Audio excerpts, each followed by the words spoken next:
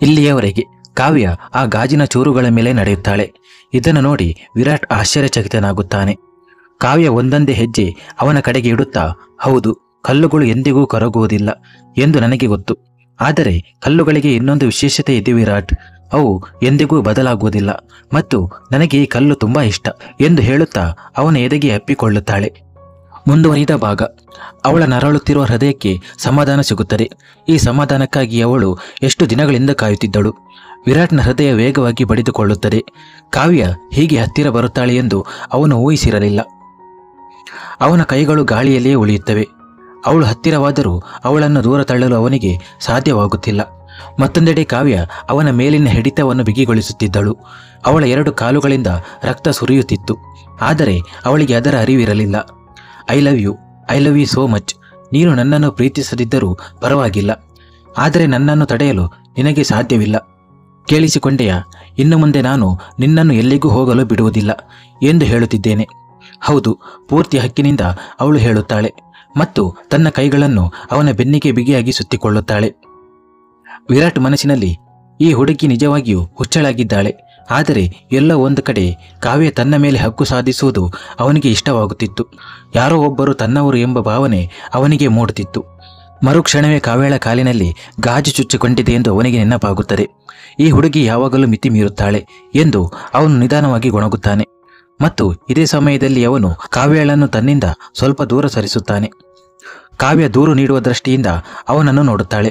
ಇನ್ನಷ್ಟು ಸಮಯ ನನ್ನನ್ನು ಅನುಭವಿಸಲು ಬಿಡು ಎಂದು ಹೇಳುವಂತೆ. ವಿರಾಟ್ ಏನನ್ನು ಮಾತನಾಡದೆ ಅವಳನ್ನು ತನ್ನ ತೋಳುಗಳಲ್ಲಿ ಎತ್ತುಕೊಳ್ಳುತ್ತಾನೆ. ಇದನ್ನು ನೋಡಿ ಕಾವ್ಯಳ ಕಣ್ಣುಗಳು ಆಶ್ಚರ್ಯದಿಂದ ಹಿಗ್ಗುತ್ತವೆ ಮತ್ತು ನಾಚಿಕೆಯಿಂದ ಅವಳ ಕೆನ್ನೆಗಳು ಗುಲಾಬಿ ಬಣ್ಣಕ್ಕೆ ತಿರುಗುತ್ತವೆ. ಮತ್ತು ವಿರಾಟ್ ಸಹ ಅವಳ ಮುಖದ ಭಾವನೆಗಳನ್ನು ನೋಡುತ್ತಾನೆ ಮತ್ತು ಕಾವ್ಯಳ ತಪ್ಪು ತಿಳುವಳಿಕೆಯನ್ನು ತಕ್ಷಣವೇ ನಿವಾರಿಸುತ್ತಾ, ಏನೋ ಹುಚ್ಚಾಗಿ ಯೋಚಿಸುವ ಅಗತ್ಯವಿಲ್ಲ. ನಿನ್ನ ಕಾಲುಗಳಿಗೆ ಗಾಯವಾಗಿದೆ, ಅದಕ್ಕಾಗಿಯೇ ನಾನು ನಿನ್ನನ್ನು ಎತ್ತಿಕೊಂಡಿದ್ದೇನೆ ಮತ್ತು ನನ್ನ ಹೃದಯದಲ್ಲಿ ನಿನಗಾಗಿ ಯಾವುದೇ ಭಾವನೆಗಳಿಲ್ಲ ಮತ್ತು ಎಂದಿಗೂ ಇರುವುದಿಲ್ಲ. ನಿನಗೆ ಬಾವಿಗೆ ಹಾರುವ ಆಸಕ್ತಿ ಇದ್ದರೆ ಆಸಕ್ತಿಯಿಂದ ಹಾರು, ಆದರೆ ನಾನು ನಿನ್ನನ್ನು ಎಂದಾದರೂ ಪ್ರೀತಿಸುತ್ತೇನೆ ಎಂದು ನನ್ನಿಂದ ಯಾವುದೇ ನಿರೀಕ್ಷೆಗಳನ್ನು ಇಟ್ಟುಕೊಳ್ಳಬೇಡ. ಇಲ್ಲ, ಎಂದಿಗೂ ಇಲ್ಲ. ಅವಳನ್ನು ಎತ್ತಿಕೊಂಡು ವಿರಾಟ್ ಸ್ಟಡಿ ರೂಮ್ನಿಂದ ಹೊರಗೆ ಹೋಗುವಾಗ ನೇರವಾಗಿ ನೋಡುತ್ತಾ ಮಾತನಾಡುತ್ತಲೇ ಇದ್ದನು ಮತ್ತು ಕಾವ್ಯ ಅವನನ್ನು ನಗುತ್ತಾ ನೋಡುತ್ತಿದ್ದಳು. ವಿರಾಟ್ ಏನು ಹೇಳುತ್ತಿದ್ದಾನೆ, ಏನು ಹೇಳುತ್ತಿಲ್ಲ ಎನ್ನುವುದು ಅವಳಿಗೆ ಮುಖ್ಯವಾಗಿರಲಿಲ್ಲ. ಅವಳು ಕೇವಲ ಈ ಸುಂದರ ಕ್ಷಣವನ್ನು ತನ್ನ ಕಣ್ಣುಗಳಲ್ಲಿ ಸೆರೆ ಹಿಡಿಯುತ್ತಿದ್ದಳು. ಮಾತನಾಡುತ್ತಾ ವಿರಾಟ್ ಕಾವ್ಯಳನ್ನು ನೋಡುತ್ತಾನೆ ಮತ್ತು ಅವಳು ತನ್ನನ್ನು ನೋಡಿ ನಗುತ್ತಿರುವುದನ್ನು ನೋಡಿ ಅವನು ಮುಜುಗರಕ್ಕೆ ಒಳಗಾಗುತ್ತಾನೆ. ಏಕೆ ಸುಮ್ಮನಾದೆ? ಇನ್ನಷ್ಟು ಮಾತನಾಡು, ತುಂಬ ಚೆನ್ನಾಗಿ ಕಾಣುತ್ತಿದೆ ಎಂದು ಕಾವ್ಯ ವಿರಾಟ್ನಲ್ಲಿ ಕಳೆದು ಹೋದಂತೆ ಮಾತನಾಡುತ್ತಾಳೆ. ಮರುಕ್ಷಣವೇ ವಿರಾಟ್ ಅವಳನ್ನು ಹಾಸಿಗೆ ಮೇಲೆ ಕೂರಿಸುತ್ತಾ, ಓ ಶಟಪ್, ನಿನಗೆ ಚೆನ್ನಾಗಿ ಕಾಣಲಿ ಎಂದು ನಾನು ಮಾತನಾಡುತ್ತಿಲ್ಲ, ಹುಚ್ಚು ಹುಡುಗಿ. ಇದನ್ನು ಹೇಳುತ್ತಾ ಅವನು ಕಪಾಟಿನಿಂದ ಮೆಡಿಕಲ್ ಕಿಟ್ಟನ್ನು ಹೊರತೆಗೆಯುತ್ತಾನೆ. ವಿರಾಟ್ ಕಾವ್ಯಳ ಕಾಲುಗಳ ಕಡೆ ನೋಡುತ್ತಾನೆ. ಅಲ್ಲಿ ಗಾಜಿನ ಚೂರುಗಳು ಚುಚ್ಚಿಕೊಂಡಿದ್ದವು ಮತ್ತು ಆ ಜಾಗದಿಂದ ರಕ್ತ ಸೋರುತ್ತಿತ್ತು. ಆದರೆ ಕಾವ್ಯ ಅವಳಿಗೆ ತನ್ನ ಬಗ್ಗೆ ಕಾಳಜಿಯೇ ಇರಲಿಲ್ಲ. ಅವಳು ಇನ್ನೂ ನಗುತ್ತಾ ವಿರಾಟ್ನನ್ನು ನೋಡುತ್ತಿದ್ದಳು. ಅವಳ ಕಣ್ಣುಗಳಲ್ಲಿ ವಿರಾಟ್ನ ಮೇಲಿನ ಅಪಾರ ಪ್ರೀತಿ ಸ್ಪಷ್ಟವಾಗಿ ಕಾಣುತ್ತಿತ್ತು. ಅದನ್ನು ವಿರಾಟ್ ಕೂಡ ನೋಡುತ್ತಿದ್ದನು. ಅವಳು ತನ್ನನ್ನು ಹಾಗೆ ನೋಡುವುದಾಗಲಿ ಅಥವಾ ಅಷ್ಟು ಪ್ರೀತಿಸುವುದಾಗಲಿ ಅವನಿಗೆ ಇಷ್ಟವಿರಲಿಲ್ಲ. ಇದನ್ನು ನೋಡಿ ಅವನು ಸಿಟ್ಟಾಗುತ್ತಾನೆ ಮತ್ತು ಸಿಟ್ಟಿನಿಂದ ಮಿತಿ ಮೀರಿದೆ ನಿನ್ನ ಮೇಲಿನ ಪ್ರೀತಿ. ಇದನ್ನು ಹೇಳುತ್ತಾ ಕಾವ್ಯ ಅವನ ಕಡೆ ನೋಡಿ ಫ್ಲೈಯಿಂಗ್ ಕಿಸ್ ಅನ್ನು ಎಸೆಯುತ್ತಾಳೆ ಮತ್ತು ಜೊತೆಗೆ ತನ್ನ ಒಂದು ಕಣ್ಣನ್ನು ಬಿಟುಕಿಸುತ್ತಾಳೆ. ವಿರಾಟ್ನ ಬಾಯಿ ಆಕೆಯ ಚೇಷ್ಟೆಗಳಿಗೆ ತೆರೆದೇ ಇರುತ್ತದೆ. ಇದೇ ಮೊದಲ ಬಾರಿಗೆ ಯಾವುದೇ ಹುಡುಗಿ ಅವನಿಗೆ ಈ ರೀತಿ ಹತ್ತಿರ ಬಂದಿದ್ದು, ಸಾರ್ವಜನಿಕವಾಗಿ ತನ್ನ ಪ್ರೀತಿಯನ್ನು ವ್ಯಕ್ತಪಡಿಸಿದ್ದು ಮತ್ತು ಈ ರೀತಿ ಅವನನ್ನು ಕೆಣಕಿದ್ದು. ನೀನು ಹುಚ್ಚಿಯಾಗಿದ್ದೀಯಾ? ಇದು ಯಾವ ರೀತಿಯ ವರ್ತನೆ ಎಂದು ವಿರಾಟ್ ಕೇಳುತ್ತಾನೆ. ಓ ಸರಿ, ನೀನು ನೇರವಾಗಿ ತುಟಿಗಳ ಮೇಲೆ ಮಾಡಬಹುದು ಮತ್ತು ನಾನು ದೂರದಿಂದಲೂ ಮಾಡಬಾರದೆ ಎಂದು ಕಾವ್ಯ ತಕ್ಷಣವೇ ಹೇಳುತ್ತಾಳೆ. ಇದರಿಂದ ವಿರಾಟ್ಗೆ ಕಾವ್ಯಳಿಗೆ ಕಿಸ್ ಮಾಡಿದ್ದು ನೆನಪಾಗುತ್ತದೆ. ಇದನ್ನು ನೆನಪಿಸಿಕೊಂಡು ವಿರಾಟ್ ತೀವ್ರ ಮುಜುಗರಕ್ಕೆ ಒಳಗಾಗುತ್ತಾನೆ. ಅದರ ನಂತರ ಅವನು ಸುಮ್ಮನಿರುವುದೇ ಉತ್ತಮ ಎಂದು ಅರ್ಥ ಮಾಡಿಕೊಳ್ಳುತ್ತಾನೆ.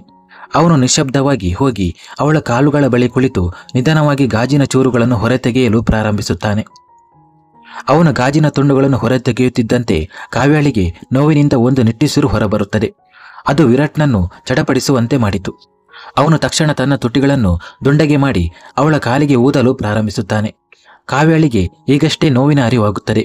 ಅವಳು ಹಾಸಿಗೆಯನ್ನು ಬಿಗಿಯಾಗಿ ಹಿಡಿದುಕೊಳ್ಳುತ್ತಾಳೆ ಮತ್ತು ತನ್ನ ಕಣ್ಣುಗಳನ್ನು ಬಿಗಿಯಾಗಿ ಮುಚ್ಚಿಕೊಳ್ಳುತ್ತಾಳೆ.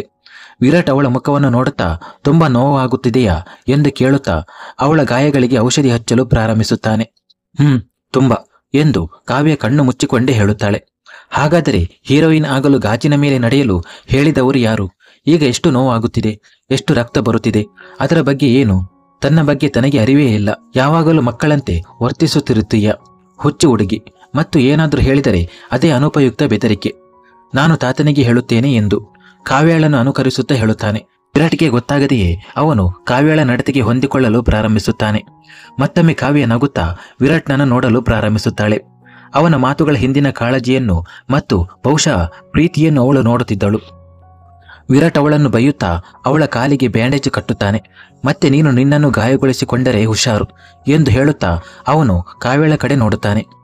ಕಾವ್ಯ ತಕ್ಷಣ ತನ್ನ ನೋಟವನ್ನು ಕೆಳಗೆ ಮಾಡುತ್ತಾಳೆ. ಆದರೆ ಅವಳು ತನ್ನನ್ನೇ ನೋಡುತ್ತಿದ್ದಾಳೆ ಎಂದು ವಿರಾಟ್ಗೆ ಅರ್ಥವಾಗುತ್ತದೆ.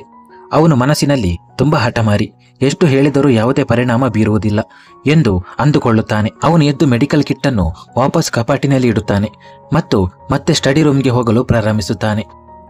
ಕಾವ್ಯ ಆತಂಕದಿಂದ, ಈಗ ನೀನು ಎಲ್ಲಿಗೆ ಹೋಗುತ್ತಿದ್ದೀಯಾ? ನನ್ನ ಹತ್ತಿರವೇ ಇರು ಎಂದು ಹೇಳುತ್ತಾಳೆ. ಉಫ್, ಕಾವ್ಯ ಎಷ್ಟು ಪ್ರೀತಿಯಿಂದ ಹೇಳಿದಳು. ನಡೆಯುತ್ತಾ ವಿರಾಟ್ನ ಹೆಜ್ಜೆಗಳು ಅಲ್ಲೇ ನಿಲ್ಲುತ್ತವೆ ಮತ್ತು ಅವನು ಕಾವ್ಯಳ ಕಡೆ ನೋಡುತ್ತಾ, ನಾನು ಮೊದಲೇ ಹೇಳಿದ್ದೆ, ನಿನಗೆ ಕೊಡಲು ನನ್ನ ಬಳಿ ಏನೂ ಇಲ್ಲ, ಸಮಯವೂ ಇಲ್ಲ ಎಂದು ಹೇಳಿ ಒಳಗೆ ಹೋಗಿ ಸ್ಟಡಿ ರೂಮ್ನ ಬಾಗಿಲು ಮುಚ್ಚುತ್ತಾನೆ. 2 ನಿಮಿಷಗಳ ಕಾಲ ಕಾವ್ಯ ಮುಚ್ಚಿದ ಬಾಗಿಲನ್ನು ನೋಡುತ್ತಾಳೆ.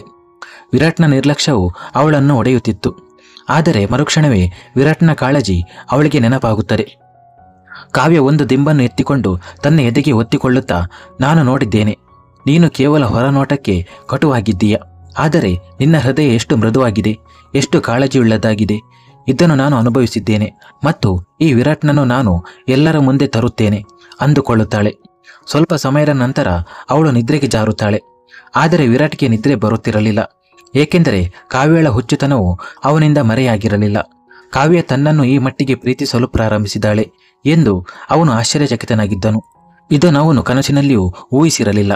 ಈ ಸಮಯದಲ್ಲಿ ಅವನು ಕಿಟಕಿಯ ಬಳಿ ನಿಂತು ಸಿಗರೇಟ್ ಹೊತ್ತಿಸುತ್ತಿದ್ದನು ಮತ್ತು ಜೊತೆಗೆ ಕಾವ್ಯಳ ಬಗ್ಗೆ ಯೋಚಿಸುತ್ತಿದ್ದನು. ಈ ಹುಡುಗಿಗೆ ಏಕೆ ಅರ್ಥವಾಗುತ್ತಿಲ್ಲ? ಈ ಪ್ರೀತಿ ಪ್ರೇಮದಲ್ಲಿ ಏನೂ ಇಲ್ಲ, ಇದೆಲ್ಲ ವ್ಯರ್ಥ. ಮತ್ತೊಮ್ಮೆ ಅವನಿಗೆ ವರ್ಷಗಳ ಮಾತುಗಳು ನೆನಪಾಗುತ್ತವೆ ಮತ್ತು ಅವನು ಪೂರ್ತಿ ಕೋಪದಿಂದ ತುಂಬಿಕೊಳ್ಳುತ್ತಾನೆ. ನಿನಗೆ ಈ ಬೆಂಕಿಯಲ್ಲಿ ಸುಡುವ ಆಸಕ್ತಿ ಇದ್ದರೆ ಅದು ನಿನ್ನಿಷ್ಟ, ಆದರೆ ನನ್ನ ಹೃದಯದಲ್ಲಿ ನಿನಗೆ ಯಾವುದೇ ಸ್ಥಳವಿಲ್ಲ. ಕೋಪದಿಂದ ತುಂಬಿದ ಅವನು ವಾಪಸ್ಸು ಸೋಫಾದ ಮೇಲೆ ಬಂದು ಮಲಗುತ್ತಾನೆ. ಆದರೆ ಮನಸ್ಸಿನಿಂದ ಧ್ವನಿ ಬರುತ್ತದೆ, ಒಂದು ಬಾರಿ ಆ ಹುಡುಗಿಯನ್ನು ನೋಡು, ಅವಳು ಸರಿಯಾಗಿದ್ದಾಳೆಯೋ ಇಲ್ಲವೋ ಎಂದು. ನಾನು ಯಾರನ್ನು ನೋಡಲು ಹೋಗುವುದಿಲ್ಲ, ಗಾಜಿನ ಮೇಲೆ ನಡೆಯಲು ನಾನು ಹೇಳಿರಲಿಲ್ಲ. ಮನಸ್ಸಿನಲ್ಲಿ ತನ್ನ ಭಾವನೆಗಳೊಂದಿಗೆ ಹೋರಾಡುತ್ತಾ ಅವನು ಒಂದು ದಿಂಬನ್ನು ಎತ್ತಿಕೊಂಡು ತನ್ನ ಮುಖದ ಮೇಲೆ ಇಟ್ಟುಕೊಳ್ಳುತ್ತಾನೆ. ಇನ್ನೂ 2 ನಿಮಿಷಗಳಾಗಿರಲಿಲ್ಲ. ಅವನು ಕಿರಿಕಿರಿಯಿಂದ ಎದ್ದು ನಿಧಾನವಾಗಿ ಸ್ಟಡಿ ರೂಮ್ನ ಬಾಗಿಲು ತೆರೆದು ಕಾವ್ಯಳನ್ನು ಒಂದು ಕ್ಷಣ ನೋಡುತ್ತಾನೆ. ಅವಳು ಆರಾಮವಾಗಿ ಮಲಗಿರುವುದನ್ನು ನೋಡಿ ಅವನಿಗೆ ಸಮಾಧಾನವಾಗುತ್ತದೆ ಮತ್ತು ಆ ನಂತರವೇ ಅವನಿಗೆ ನಿದ್ರೆ ಬರುತ್ತದೆ. ಈಗ ಇಬ್ಬರು ಗಾಢ ನಿದ್ರೆಗೆ ಜಾರುತ್ತಾರೆ. ಅತ್ತ ಅಮೆರಿಕದಲ್ಲಿ ವಿವೇಕ್ ತನ್ನ ಬಡಿತದ ಹೃದಯದೊಂದಿಗೆ ಅವನಿಯ ಮನೆಗೆ ಹೋಗುತ್ತಿದ್ದನು. ಅವನಿಯ ಮನೆ ನಗರದಿಂದ ದೂರದ ಸ್ಥಳದಲ್ಲಿದೆ. ಅಲ್ಲಿ ಕೆಲವು ಮನೆಗಳು ಮಾತ್ರ ಇದ್ದವು, ಅವು ಕೂಡ ದೂರದಲ್ಲಿದ್ದವು. ಸುತ್ತಲೂ ಹಸಿರು ತುಂಬಿತ್ತು. ಮರುಕ್ಷಣವೇ ವಿವೇಕ್ ಅವನಿಯ ಮನೆಯ ಮುಂದೆ ನಿಂತಿದ್ದನು. ಅವನಿಯ ಮನೆ ತುಂಬಾ ದೊಡ್ಡದೂ ಆಗಿರಲಿಲ್ಲ ಮತ್ತು ತುಂಬಾ ಚಿಕ್ಕದೂ ಆಗಿರಲಿಲ್ಲ. ಎದುರಿಗೆ ತೋಟವಿತ್ತು. ಅಲ್ಲಿ ಅವಳು ತನ್ನ ಗಿಡಗಳನ್ನು ಟ್ರಿಮ್ ಮಾಡುತ್ತಿರುವುದು ಅವನಿಗೆ ಕಾಣುತ್ತಿತ್ತು. ಹಳದಿ ಬಣ್ಣದ ಟಾಪ್, ಕಪ್ಪು ಸ್ಕರ್ಟ್, ಕೂದಲನ್ನು ಬನ್ನು ಕಟ್ಟಿಕೊಂಡಿದ್ದಳು. ತುಂಬಾ ಸರಳ, ಹೌದು, ಆದರೆ ಮುಖದಲ್ಲಿ ಒಂದು ದುಃಖವಿತ್ತು. ಅವಳು ಇನ್ನೂ ವಿವೇಕ್ನನ್ನು ನೋಡಿರಲಿಲ್ಲ, ಆದರೆ ವಿವೇಕ್ ಅವಳನ್ನೇ ನೋಡುತ್ತಿದ್ದನು.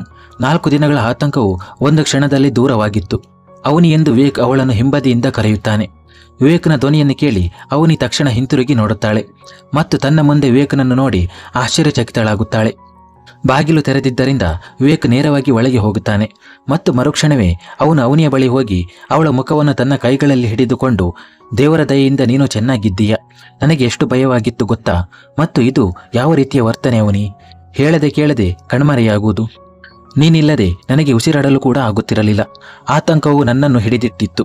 ಹೀಗೆ ಯಾರಾದರೂ ಮಾಡುತ್ತಾರಾ?